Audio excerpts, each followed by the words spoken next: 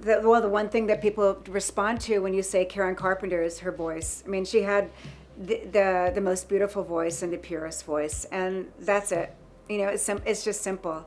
And you can't, no matter, you know, what sort of music you do or make or what kind of person you are, you hear that voice and it's undeniable about how beautiful and pure it is, and sad. And yeah, I mean, there's very few voices that come along that are like that. And there's, you know, thousands and thousands and thousands of singers that have a career of singing. But to have that special quality, it just comes from a place, you know, on a cellular level. It's just something that you really can't put into words.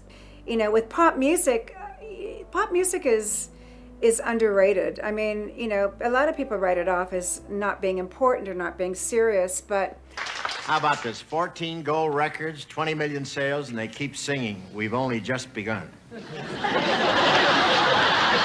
I have, you know, different opinions about that. I think it's an amazing thing to be able to bring happiness to people. You know, I was always kind of written off as, you know, a fluffy pop singer that sang other people's songs, and people feel really comfortable with putting labels on you.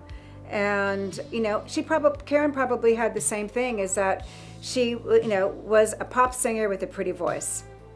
And she was a really complicated character, and I think labeling her as just, you know, a voice, it's probably not doing her any justice. I mean, she was a very complex, complicated person, obviously. You know, and you have the extra added pressure of the record company wanting you to be perfect too.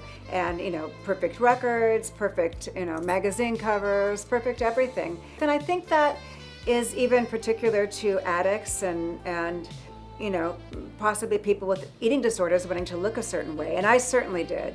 And especially, I think, the perfection problem really kicks in when you're in the public eye and you want to make sure your makeup's right, your body's, you know, looks good, your clothes look good. It's really, it's a hard thing. I totally understand her quest for perfection, because that's always been an issue with me too, for sure.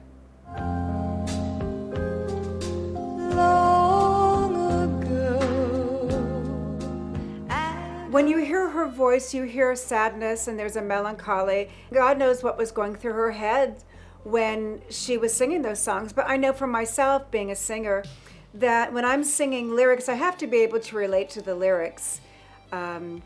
Maybe not literally, but maybe I can go back to a memory of growing up or whatever. And I'm sure that, you know, it's almost like acting, that she could pull it up. She could, like, you know, pull it up from somewhere, and to be able to communicate whatever that emotion was. You know, maybe it's a past life thing, who knows? But it's very, very sophisticated.